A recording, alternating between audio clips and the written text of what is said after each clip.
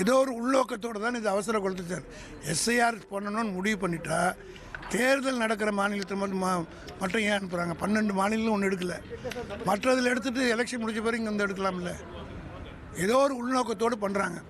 பீகாரில் 65 லட்சம் வாக்கு எடுத்ததை போல் இங்கே எடுக்கலாமா? அது மட்டும் இல்லை, கிறிஸ்மஸ் உங்களுக்கெல்லாம் தெரியும், கிறிஸ்தவர்களுக்கு முக்கியமான பண்டிகை. அந்த நேரத்தில் அவங்க அந்த ஃபங்க்ஷனில் ஒரு வாரம் போகும், அந்த நேரம் பார்த்து எடுக்கிறாங்க. அதே மாதிரி தமிழ்நாட்டில் பொங்கல் ஒரு மிகப்பெரிய விழா, உண்மையான தமிழர்கள் எல்லாம் எல்லாருமே கொண்டாடுற ஒரு நிகழ்ச்சி. அந்த பீரியடு ஒரு 10-15 நாள் போயிடும். போட்டிங்கன்னா இந்த 40 நாள் இவங்களுக்கு கொடுத்துருக்க காலகட்டத்தில் 20 நாள் லீவ்லேயே போயிடும். அதனால் இது இந்த பர்பஸ் சர்வ் ஆகாது.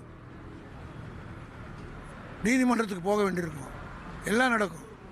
வந்திருக்கிற அனைத்து கட்சியுமே ஏறத்தாழ இதுக்கு இந்த தருணம் ஏற்ற தருணம் அல்ல என்றுதான் ஏறத்தாழ எல்லோரும் சொன்னார். இதே மாயாவதி உத்தரப்பிரதேசத்தில் 57 லட்சம் வாக்குகளை நீக்கினாங்க முதலமைச்சர் இருக்கும்போது. மேற்கு வங்காளத்திலையும் 42 லட்சம் வாக்குகள் நீக்கியிருக்காங்க. முன்மாதிரி எல்லாத்துலேயுமே இருக்குது. அவங்க தான் தெளிவாக சொல்கிறாங்களே, 3 லட்சம் பேர் இறந்துருக்காங்க, 22 லட்சம் பேர் இடம் மாறி வேறு மாநிலங்களுக்கு பணிகளுக்காக சென்றிருக்கிறாங்க. தெளிவாக இருக்கு.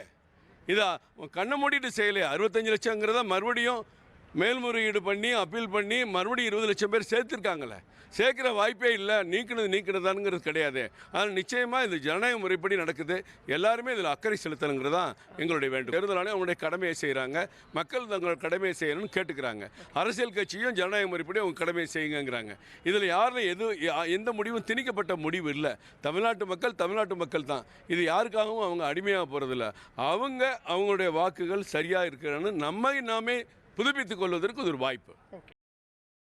சிறப்பு தீவிர வாக்காளர் திருத்தம் இது ஏற்கனவே உச்சநீதிமன்றத்தில் விடுதலை சிறுத்தைகள் கட்சி சார்பில் தொடுக்கப்பட்ட வழக்கு நிலுவையில் இருக்குது. அதே மாதிரி நிறைய வழக்குகள் இருக்குது.